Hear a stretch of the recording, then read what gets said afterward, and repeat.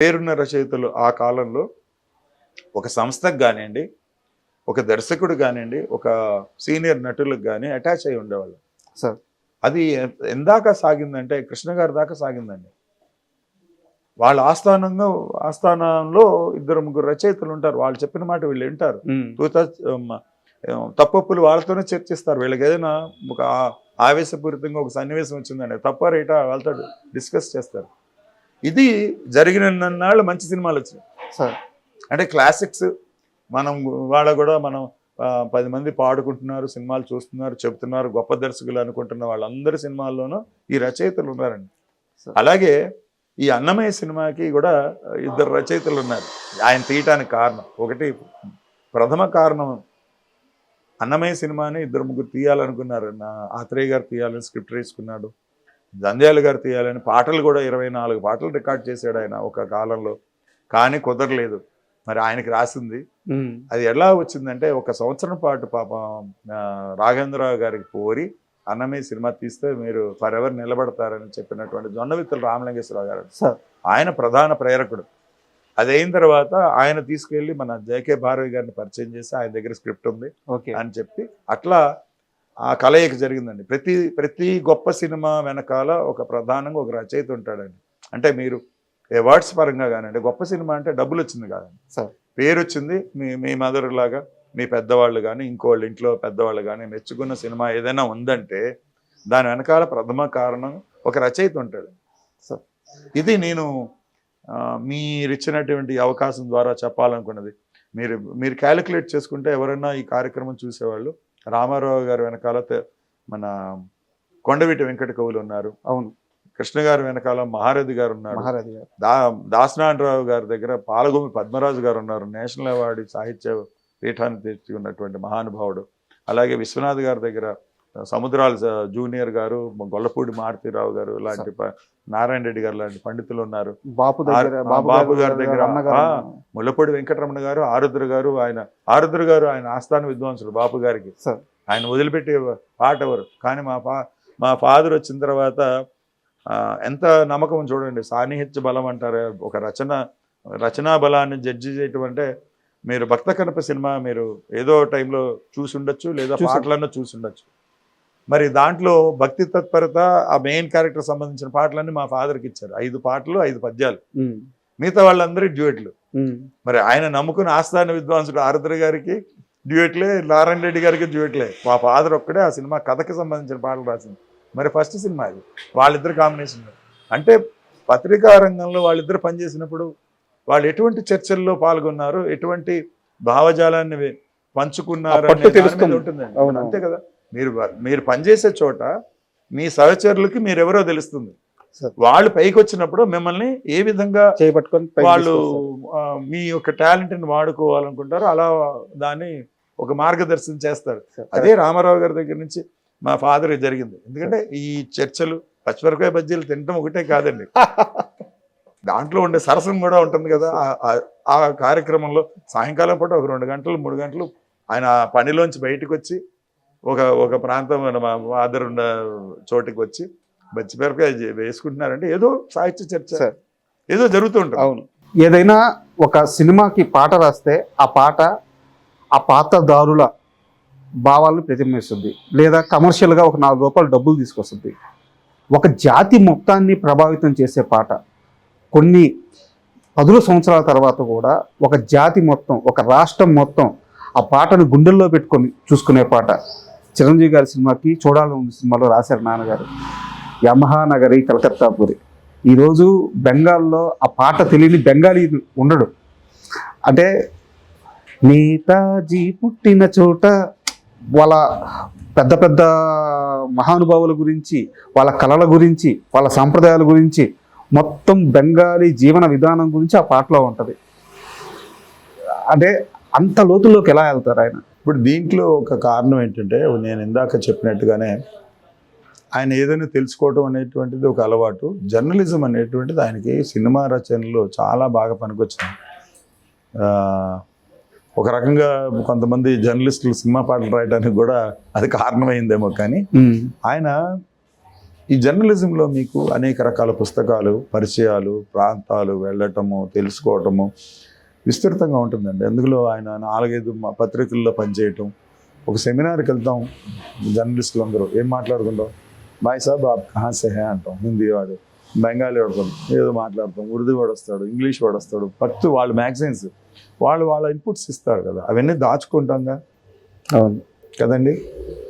అట్లాగే 1962లో ఈయన ఆంధ్రప్రదేశ్ జర్నలిస్ట్ అసోసియేషన్కి సెక్రటరీగా చేశాడు మా నాన్నగారు. అప్పుడు ఎంత ఆయన వయసు 26 ఎంతో ఉంటుంది.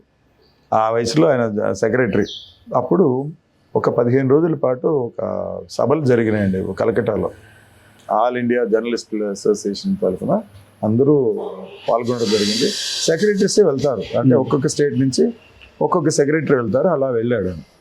వెళ్ళినప్పుడు ప్రధానంగా మరి ఊరికి వెళ్ళిన తర్వాత అక్కడ ఏం తింటాం, ఏముంటాయి, దాంట్లో చాలా విశేషాలు ఉంటాయి. కొంటిత మీరు అన్న కొరతనం కొంటిత చేష్టలు కూడా ఉంటాయి. రాత్రంతా రజనీగంధ కుర్రాళ్ళకి సంబంధించింది. అలాగే గంగూలీ సందులో ఇంకో పాటలో కూడా రాసే సినిమాలు. ఇవన్నీ ఏమిటంటే ఒక వర్గానికి సంబంధించింది. క్లాసు సంగీత పరంగా ఎస్డి బర్మన్ కేధార అని అలాగా, అలాగే సాహిత్యపరంగా రవీంద్రనాథ్ ఠాగూర్, జాతీయ పరంగా సరోజినీ దేవి, నేతాజీ, వీళ్ళ. సో ఇన్నిటినీ పూచిన చోట ఇవన్నీ ఎలా ఉంటాయంటే ఒక జర్నలిస్టిక్ దీంట్లోంచి ఎక్వైర్ చేసిన నాలెడ్జ్ని కవితాత్మతో బయట పెట్టడం. అండ్ చిరంజీవి గారితో ఆయన అసోసియేషన్ ఎలా ఉంది? మంచిదండి.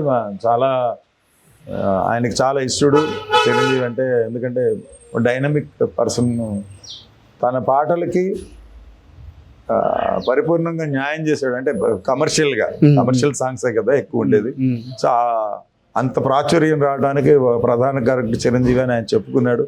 అలాగే చిరంజీవి గారు తను రాసినప్పుడు మా పుస్తకంలో, నాన్నగారి పుస్తకంలో రాసేప్పుడు నన్ను స్థిరంజీవి అని ఆశీర్వదించారు మొదట్లోనే వేటూరి గారు అని చెప్పి తను చాలా గర్వంగా చెప్పుకున్నాడు. స్థిరంజీవి అంటే వెరీ బిగినింగ్ లో. అప్పుడు ఇంకా అదేదో అభిలాష ఇలాంటి సినిమాలు వచ్చినప్పుడే ఆయన నాన్నగారు వేటూరి గారు అప్పుడే పట్టేశారు. అంటే ఆయన రావటం ఒక అంటే ఒక ఏజ్ గ్యాప్ ఉంది హీరోల మధ్య. ఏజ్ గ్యాప్ అని యంగ్ హీరో వచ్చేప్పుడు జనంలో ఒక ఉరుత ఊగించినట్టు. ఇప్పుడు ఎలాగైతే మీరు మన జూనియర్ ఎన్టీఆర్, లేకపోతే రామ్ చరణ్, తర్వాత మన బన్నీ, వీళ్ళంటే ఎలా ఉద్రేకం వచ్చిందో ఆ రోజుల్లో ఆయన వస్తే అలా ఉద్రేకం వచ్చింది జనానికి. పైగా ఆయన ఒక్కడే అయిపోయాడు. అంటే ఇష్టం వచ్చిన డ్యాన్స్ చేయటం, ఫైట్స్ చేయటం, జనంలో ఒక ఐడలైజేషన్ స్టార్ట్ అయింది ఒక కొత్త తరానికి. రామారావు గారు ఎలాగైతే గుండమ్మ కథలో నిక్కరేసుకుని పాటలు పాడి ఎలాగైతే ఐడలైజ్ అయ్యాడో ఆయన అలా అయిపోయాడు.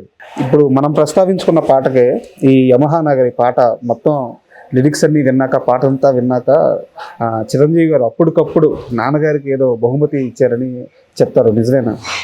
అప్పటికంటే ఆయన వినేటప్పటికి లేట్ అయింది. కాకపోతే రికార్డ్ అయిన వెంటనే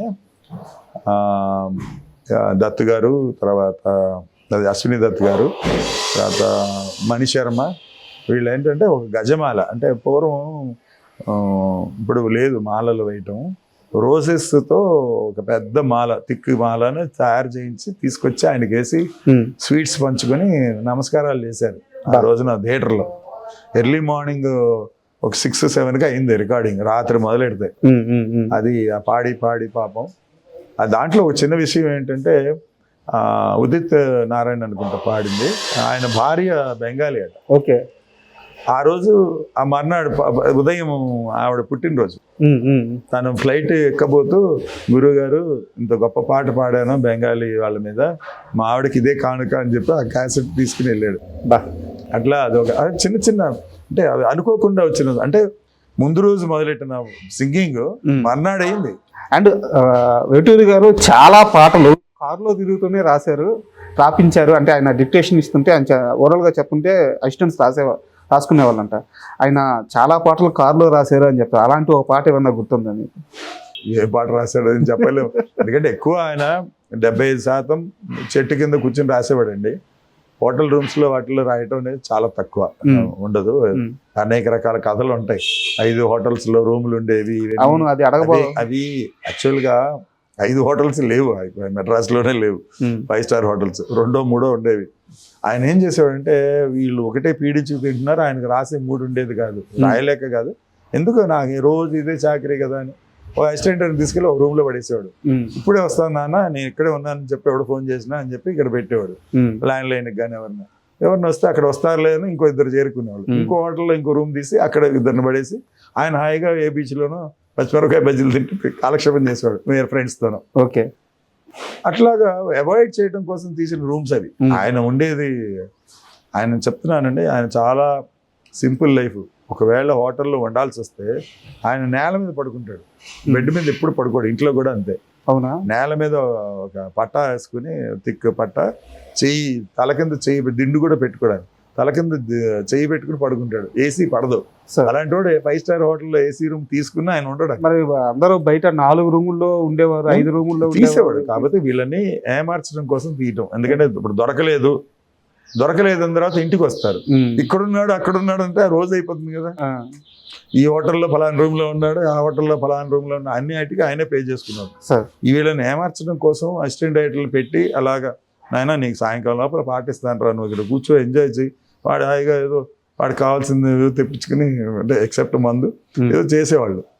అట్లా ఎంజాయ్ చేసుకుంటూ ఉన్నారే తప్ప ఈయన వాళ్ళని అవాయిడ్ చేయడం కోసం చేసిన ఇదే తప్ప ఆయన ఎంజాయ్మెంట్కి ఎప్పుడో 5 star హోటల్లో రూములు తీసుకుని, ఎందుకంటే ఇంట్లోనే లేదు ఆయన మంచం. ఆయన హార్డ్ నేల మీద పడుకుంటేనే ఆయన నిద్రపడుతుంది. అండ్ నేను విన్న దాని ప్రకారం ఆయన మంచి భోజన ప్రియుడు అంట. అది కరెక్ట్. మీరే మీ ఊళ్ళో ఫలానా, మీ ఊళ్ళో కాజా కాదు ఇంకోటి ఏదో ఉంది అంటే మీ వచ్చేస్తాడు మీ వెనకాల, అదేంటో చూడాలని, ఎలా చేస్తారో దాని టేస్ట్ ఏంటో, అంత ఒక భోజన ప్రియత్వం ఉంది ఎక్కడ ఏదన్నా. అది చాలా వరకు న్యాయంగా అందరూ ఏదో చెప్పుకుంటున్నారు కాబట్టి అంతవరకు ఆయన. వేటూరు గారికి ఇష్టమైన ఆహారం అంటే ఏంటి? ఆయనగా వంకాయ కూర, గోంగూర పచ్చడి, ఆవకాయ చాలా ఇష్టం, అంటే బాగా ఇష్టమైనది. మొత్తం తెలుగువారి రుచులు. వంకాయ అంటే చాలా ఇష్టం. ఎన్ని రకాలుగా అంటే ఆయిల్ లేకుండా ఎన్ని రకాలుగా చేసినా అది ఎంజాయ్ చేస్తాడు. గోంగూర పచ్చడి అది, తర్వాత కంది పచ్చడి అంటే చాలా ఇష్టం. మా మామగారు చాలా బాగా చేసేది, అది చాలా ఇష్టపడి తినేవాడు. అండ్ స్వీట్స్ ఎక్కువ ఉండేది కాదు, జస్ట్ చిన్న బైట్సే తప్ప ఫుల్ స్వీట్ తింటూ ఉండదు.